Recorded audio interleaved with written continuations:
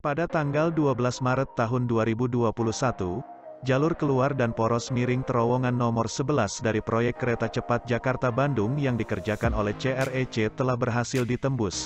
Hal ini menandakan kemajuan besar dalam pembangunan proyek kereta cepat Jakarta-Bandung. Terowongan sepanjang 1.110 meter ini merupakan salah satu kendali pekerjaan proyek kereta cepat dan memainkan peranan penting dalam penyelesaian konstruksi. Tim CREC telah mengatasi berbagai kesulitan seperti kondisi geologi yang rumit dan masalah pembebasan lahan. Sejak wabah COVID-19 merebak, tim CREC telah mengambil langkah-langkah efektif untuk melindungi karyawan dari ancaman virus, serta mendukung kebutuhan logistik yang diperlukan. Hal ini menunjukkan pondasi yang kokoh untuk penyelesaian terowongan nomor 11. Sementara itu, biaya pengerjaan proyek kereta cepat Jakarta-Bandung membengkak akibat munculnya berbagai kebutuhan yang tidak diprediksi di awal proyek, salah satunya biaya pembebasan lahan. Selain itu, faktor lainnya adalah perubahan harga pada saat pengerjaan proyek. Sumber dekat yang dikutip Tempo mengatakan, dalam evaluasi atas seluruh aspek proyek tersebut ditemukan pembengkakan biaya alias cost overrun yang mencapai 23% dari nilai awal yang besarnya $6 miliar. Hitungan ini masih bergerak karena harus dikonfirmasi lagi, katanya Senin tanggal 22 Maret tahun 2021. Cost overrun muncul karena ada beberapa perhitungan dalam studi kelayakan yang tidak akurat. Studi kelayakan dari proyek strategis nasional itu disebut belum mencantumkan penjadwalan akuisisi lahan, sehingga penyelesaiannya sulit diprediksi. Padahal, pembebasan lahan di Indonesia kerap terhambat isu sosial yang bisa berimbas kepada durasi pengerjaan proyek. Tidak bisa hanya memberi duit, lalu lahan langsung dilepas, kata dia. Seiring dengan waktu proyek yang molor akibat sempat terhambatnya pembebasan lahan, harga barang terus naik. Meski tidak merinci besarannya, sumber Tempo tersebut menuturkan beban proyek membesar karena penentuan trase yang kurang matang, sehingga bersinggungan dengan berbagai fasilitas umum dan sosial yang harus direlokasi.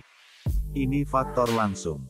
Belum termasuk faktor tidak langsung seperti penangguhan selama masa pandemi, meski pengaruhnya kecil sekali. Meskipun 75% pendanaan proyek dibiayai dengan pinjaman China Development Bank, biaya tambahan yang muncul selama pengerjaan harus ditanggung KCIC. Pembengkakan biaya kereta cepat tak bisa ditalangi pinjaman. Harus murni dari ekuitas KCIC, makanya berat, ujarnya. Saat ini, pemerintah Indonesia melalui konsorsium badan usaha pelat merah bernama PT Pilar Sinergi BUMN Indonesia memegang 60% saham di perusahaan patungan Indonesia dan China itu. 4 badan usaha milik negara itu adalah PT Wijaya Karya sebesar 38%, PT Kereta Api Indonesia dan PT Perkebunan Nusantara 8, masing-masing 25%, serta PT Jasa Marga 12%. Adapun 40% saham KCIC dipegang konsorsium asal Cina, Beijing Yawan HSR Co Ltd. Koordinator Kepala Project Management Office Komite Percepatan Penyediaan Infrastruktur Prioritas alias KPPIP, Yudi Adipurnama mengakui kendala di lapangan, misalnya pembatasan mobilitas pekerja selama masa pandemi COVID-19 pada 2020, menjadi salah satu penghambat pengerjaan proyek kereta cepat Jakarta-Bandung. Pasalnya, penerapan protokol kesehatan membuat jam kerja dan distribusi sumber daya manusia tak berjalan optimal. Kendala tersebut bisa menyebabkan deviasi atau keterlambatan. Tapi proyek ini masih akseptable, kata Yudi kepada Tempo, Senin, tanggal 23 Maret tahun 2021. Meski biaya proyek membengkak, Yudi memastikan KPPIP terus mencari opsi mitigasi agar proyek tersebut terus berjalan. Soal naiknya biaya ditangani oleh owner dan pemilik saham, karena sifatnya bisnis to bisnis, ujarnya.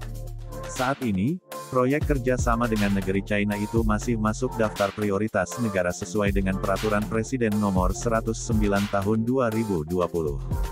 Daftar proyek strategis nasional teranyar mematok proyek kereta cepat selesai maksimum pada 2024.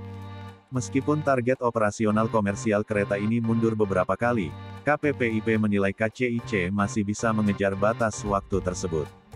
Juru bicara Kementerian Perhubungan Adita Irawati mengatakan kementerian terus mendorong konstruksi proyek strategis nasional kereta cepat ini berjalan sesuai rencana.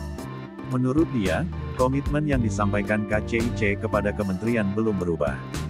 Mereka berkomitmen menyelesaikan proyek sampai akhir 2022.